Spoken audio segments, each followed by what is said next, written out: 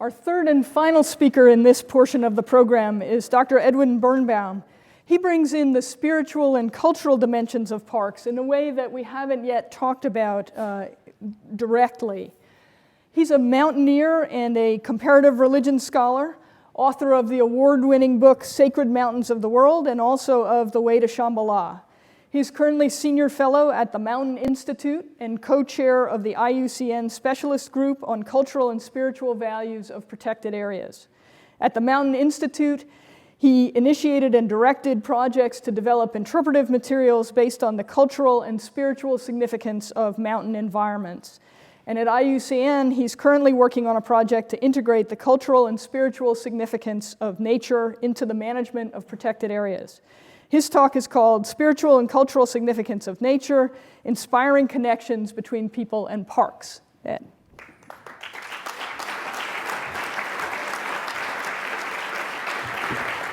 Well, thank you very much for the kind introduction. It's a pleasure and a privilege to be here, where I got my PhD. So I'm very happy to be doing that. And I'd like to thank Steve for inviting me to speak here and to all the organizers and people who've made this whole conference available. Well, since we've already pushed the buttons, you can see what my talk is about. And I'm going to address a couple of major challenges, which are, the first one is, how do you attract people and build deep-seated, long-lasting support for parks and conservation? Not only attracting them, but also getting them to really stay with it, because that's what's needed for conservation and the support of the parks. And then how do you broaden the limited visitor base of parks to ensure the future of the NPS? As a number of speakers have pointed out, with changing demographics, there are now many so-called minority groups such as Latinos and Hispanic Americans, African Americans, who need to be coming to the parks and haven't been. And as they gain economic and political influence, if they aren't in support of the parks, the future of the Park Service does not look very good, and also the conservation of the environment. Now, as the introduction mentioned, I'm going to focus on the role of addressing these challenges through the spiritual and cultural significance of nature. Now, the inspirational value of nature, I think, is one of the most powerful ways of connecting people to parks and motivating environmental conservation. And I would guess that it's the inspirational value of nature that got many people here in the audience interested in doing science about the environment, whatever aspect of it they're looking at. Now, according to an NPCA focus group study, the most compelling message for galvanizing support for national parks was, they did a focus group on this, our national parks provide us with some of the most beautiful, majestic, and awe-inspiring places on Earth, nature in its broadest sense. Now, I had the privilege of directing a program for the Mountain Institute from about 1998 to 2008, in which we worked with a number of major national parks, developing interpretive materials that were based on the evocative cultural, spiritual, aesthetic, and inspirational meanings and associations of different features of nature in mainstream American, Native Hawaiian, and other cultures around the world. And the idea was to appeal to as broad an audience as possible. How can you enrich the visitor experience, the general visitor experience, convey to the public what Native Americans and Native Hawaiians want known about their places and get them involved in the parks? And also, how do you draw on cultures around the world to appeal to the backgrounds of different ethnic groups here in the United States as a way of attracting them to parks and making them feel comfortable in the parks as something they can relate to? So what I'm going to do is go through a sampling of some of the projects we did here, drawing some lessons which we'll put together toward the end. So one of the projects we did was at Yosemite National Park here in California, and we worked with the chief of interpretation there, Chris Stein, and we developed with him an exhibit on all 58 major national parks. These are the ones that have national park at the end rather than national monument in their title or national recreation area.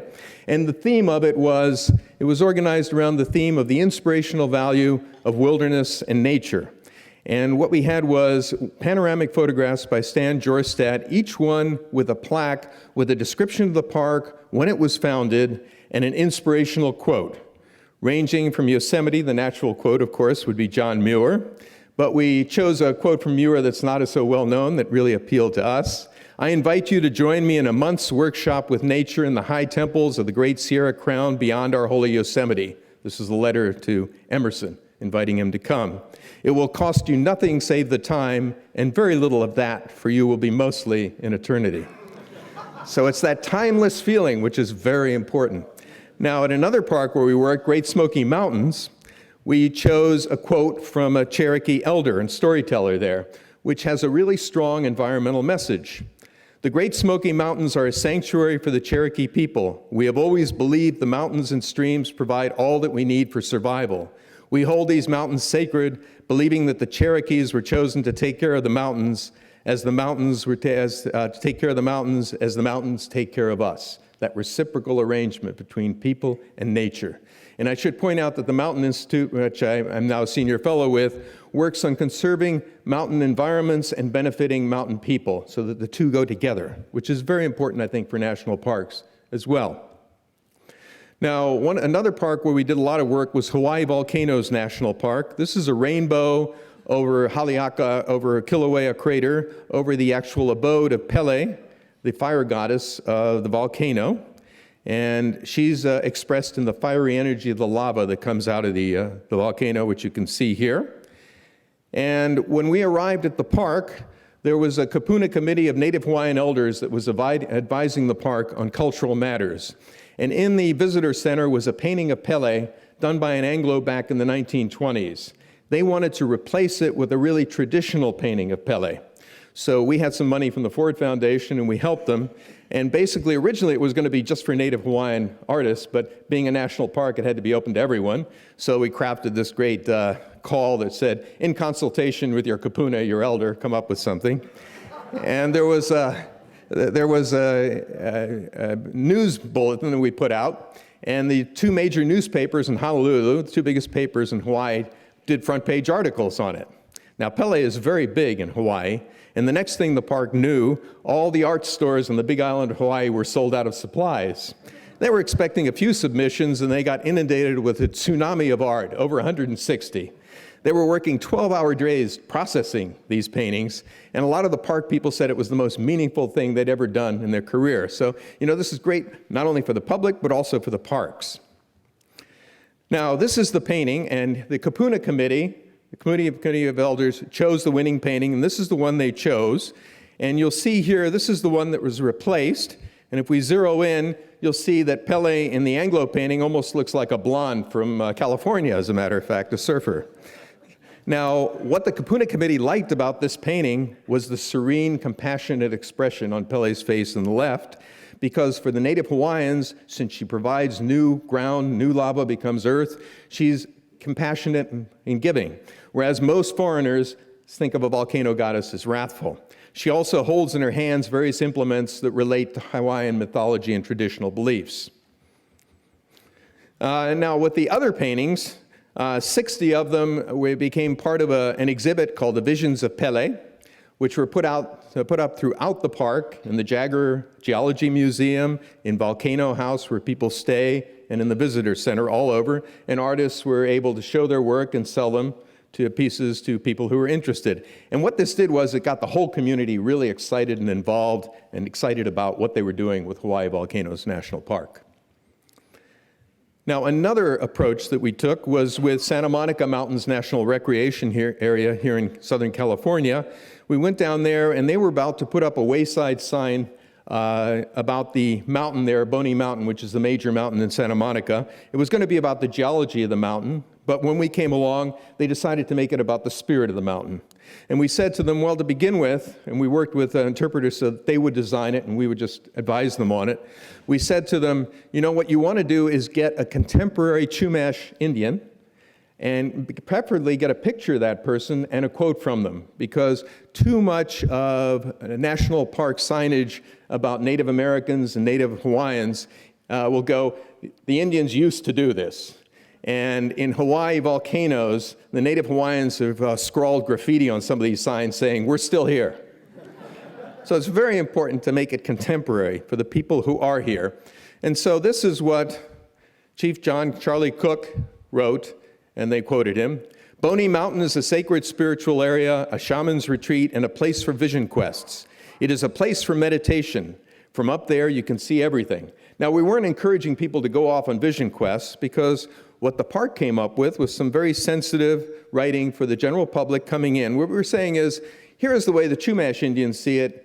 How do you see it? What does it mean to you? And this is what they had in the lower part of it. Taste the salt rolling in on the morning sea breeze. Smell the pungent sage warmed by the afternoon sun. Witness the magical interplay of dark and light shadows. What insights, ideas, and feelings does the spirit of the mountain evoke for you? Now, the last example I'll have is a traveling off-site exhibit that we worked on with Mount Rainier National Park, and this was actually when John Jarvis was superintendent there. We really enjoyed working with him and his staff. In particular, this ranger here, Ted Stout. And you'll see this is a panel called Mountain Views, which presents all sorts of views of Mount Rainier from the point of view of geologists, poets, park employees, and then what we worked on in particular was on the left, which we'll look at in a moment. But when this exhibit was taken to conventions, for example, in Seattle, they would lay out a big sheet of paper and have people write, what does the mountain mean to you? Getting the public involved. And that mountain means a lot to people in the Pacific Northwest because it's an icon of the Pacific Northwest with whom they identify. So the panel on the left, what we did was we related Mount Rainier to iconic mountains elsewhere in the world that were connected with the backgrounds of various cultural minority groups that we wanted to encourage to come to the park. And you see, for example, there are a couple of Asian ones, Mount Kailas in Tibet, Mount Fuji. What I'm going to focus on is Mount Kilimanjaro, which you can see here, and a quote by Julius Nyerere, who was the founder of the modern state of Tanganyika. And when it was founded, this was a quote that was proclaimed up on top of the mountain, and if you climb to the top, you'll find it on the summit plaque. We will light a candle on top of Mount Kilimanjaro, which will shine beyond our borders, giving hope where there is despair, love where there is hate, and dignity where before there was only humiliation. A message that speaks to African Americans and to the general public at the same time. And you'll notice Martin Luther King Jr. is in there.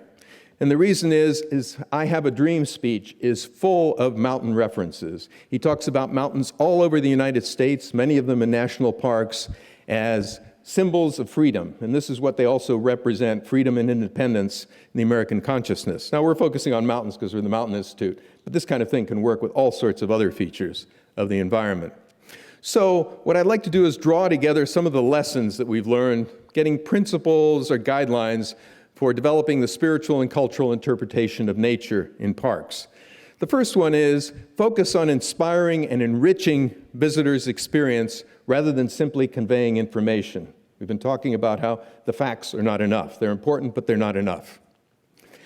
It's important to engage people as active participants rather than passive recipients. We see that in the BioBlitz, for example, that's been going on, that engages people at more than just an intellectual level.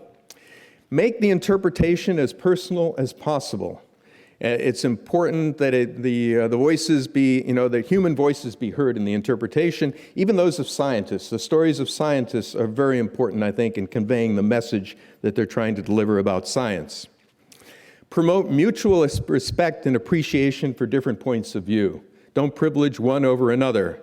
It's very important if you're trying to develop support for somebody else's point of view that you feel that they have respect for yours. Once that mutual respect is developed, then a lot more can be done together. And what's very important is to leave the final interpretation up to the visitor. What meaning does it have for you? This is, by the way, how we got around the state and church problem with the federal government, because we weren't advocating any particular religion. A lot of these views come out of religion and traditional views of nature, but I was just sort of opening things up for people to consider. Work closely with representatives of indigenous traditions. They should be involved from the beginning in working on developing interpretive materials. And in many cases in America, you don't want to have secret things revealed that the tribes don't want. Make the interpretation of indigenous views and traditions contemporary, not so much in the past. There's an overemphasis, I think, on archaeology in a lot of park interpretation. And put it in the living voices of traditional elders and storytellers so it speaks to people. It's important, and the two speakers before me have emphasized this, to generate multiple messages for different audiences rather than a single message. It's as though you came out with a message in Chinese expecting Americans to understand it. The messages has to be tailored to the different audiences. And finally, it's important to appeal to the cultural backgrounds of diverse ethnic groups as a means of interesting them in coming to parks, as we saw in the last example. Now, this is in Australia, and at the World Parks Congress in Sydney, the CSVPA, the Group on Cultural and Spiritual Values of Protected Areas that I co-chair, we had a grant to start a project there on the recognition and promotion of the cultural and spiritual significance of nature in the management and governance of protected areas, including national parks. And the idea here is we were talking about not just sacred natural sites, but nature in general, and taking what I'd been doing earlier with the Mountain Institute with interpretation and extending it into the realm of management and governance. So this is a project that we've just started. It was kicked off with a workshop at Sydney. And let me give you the aims of the project. The aims were to bring protected area managers together with representatives of indigenous traditions and local communities, mainstream religions, very important because mainstream religions such as Christianity, Buddhism, Hinduism, Islam reach millions of people and can have major impacts on generating support for protected areas, and organizations representing the general public. So everybody is there at the table. And working with them to develop concrete actions to promote the role of the cultural and spiritual significance of nature in the conservation, management, and governance of protected areas. This includes things like developing training modules, e-modules, best practice guidelines, and so forth. We're working on those, and we're developing ideas that people are contributing. And finally, to establish a network of people interested in lending each other support and sharing experiences and ideas for working together on various projects and activities. It's very important. You can have a training module, you get people all excited about a new technique, they go back to where they're working, nobody else knows about it, and they lose interest or they get dismayed. So you need to revive that interest through a network that keeps it going. So here is the workshop that we had at the World Parks Congress. And the person who's speaking there was our workshop guru, Jim Gale, who had retired recently from being chief of interpretation at Hawaii Volcanoes National Park, part of our team. And we had people develop ideas for a training module. There are a number of ideas that came out, and I want to pick on a couple of them because they'll lead into my final comments. One is, make use of experiential learning and emphasize the role of experience as a means of connecting people to nature. Very important, this idea of experience, immediate experience. Hands-on, so to speak. And then it was important to them to impart knowledge through feelings, stories, and values, not just facts.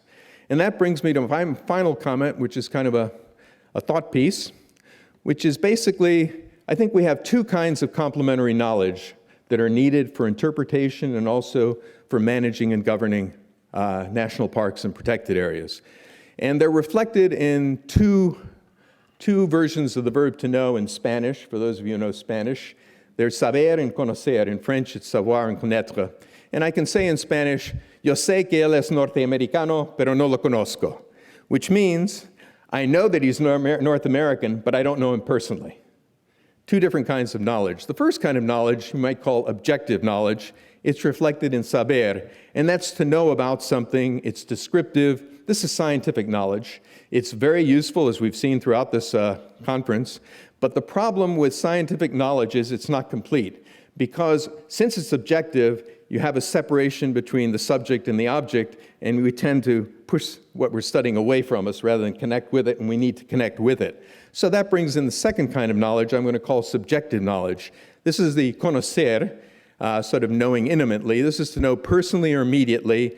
And this knowledge is conveyed through evocative things like poetry, art, literature, where you're evoking an experience of reality that's not the way it's described, but it opens you up. It's as though you have an experience that's more than feeling, it is knowledge, and it's direct. And I think both kinds of knowledge are needed to know nature in its fullest sense and to establish connections that ensure sustainable, long-term support of parks and conservation.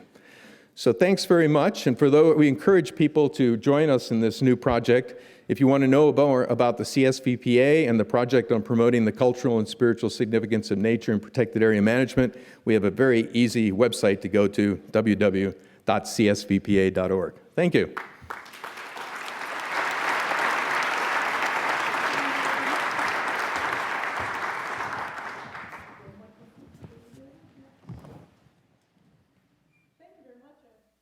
to start by asking you about, you showed a lot of great examples of interpretation within the parks, but we've also heard that only certain kinds of people, or primarily certain kinds of people, are coming to the parks right now.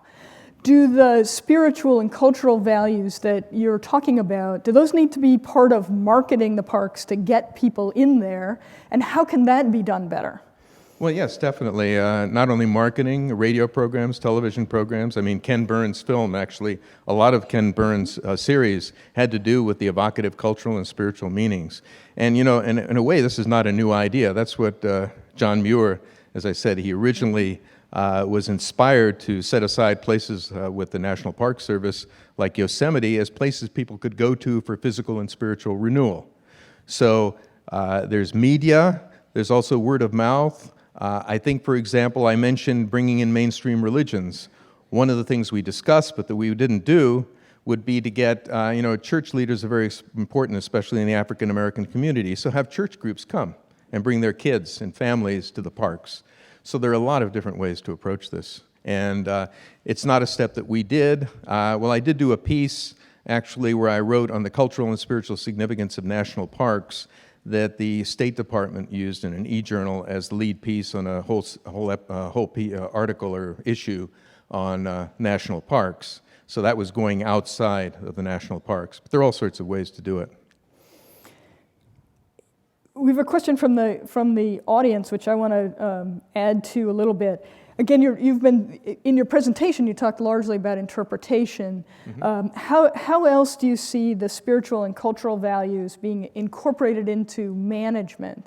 And let me add a little bit to that. Is do you find that land managers, to the extent that they're scientifically trained, have a hard time incorporating what they might see as mushy, subjective values into... Exactly, and that's one of the reasons I brought up these two complementary kinds of knowledge, because if you're talking simply about values, it's easy to dismiss them. That's how people value, but let's get down to the serious business of what's there. So knowledge is very important, and that's why I was emphasizing the importance of subjective knowledge. It's not just feelings, it's an actual experience and direct knowledge. It's the kind of knowledge you have when you do something like an auto mechanic, has it in his hands, but can't really describe how he does it. So that's one of the things. But I think it's a really excellent question, because I would add this. A lot of, especially biologists in their training, my son was going to study biology, so I talked to a professor here at Berkeley about what it's like, and he said, well, you have to take courses in biology, you've got to take math, statistics, you've got to take chemistry, a little physics. By the time you've done all that, you have very little time left over for the humanities and for social sciences, and this is a problem. So just to reflect that, for example, a friend of mine, who actually worked with me at the Mountain Institute, was running a program for WWF in Indonesia, and he had to fire most of the scientists on the project because they were culturally insensitive and turning off the local people and endangering the projects. So this is one of the things a training program should do, is to develop cultural sensitivity and to realize, in addition to protecting natural values, you also have to protect the cultural and spiritual values of a place. They may not seem to make a lot of sense to you as a scientist, but they're very important to the people that will sustain this place over the long term, so you need to respect those and protect them. Another audience question has to do with a particular resource, the night sky. Which we often hear has a peaceful or reassuring effect, but we're losing it through urbanization. And yet we might find the night sky in our protected areas more visible, differently visible. How do you think that contributes to the spiritual value of these protected areas? Of the night sky? Well, the night sky, the sky and the stars have an incredible spiritual and cultural resonance in cultures throughout the world. Just to give you an example, in Peru, there's a very famous festival called Coyoriti, in which people go up to the glaciers and get snow, not too far from Cusco. And Coyoriti means the star of snow. And the festival is timed to happen when the Pleiades appear over the horizon, because the Pleiades then indicate that it's time to start planting potatoes. It's a seasonal thing. And then, of course, you have all the mythology about this, the constellations in the sky, which are in different cultures, different views of it. The Chinese, for example, traditionally view one of their sacred rivers, I've forgotten whether it's the Yangtze or the Yellow River, as having its origins up in the Milky Way in the sky, linking sky to Earth. So yes, that's extremely important. And there's the sense of awe when you're out there in the night sky, and also the sense of your place in the universe is a very small part of this immense realm of sky and galaxies and stars. Well, thank you very much. We'll have to move on to the last part. That was great.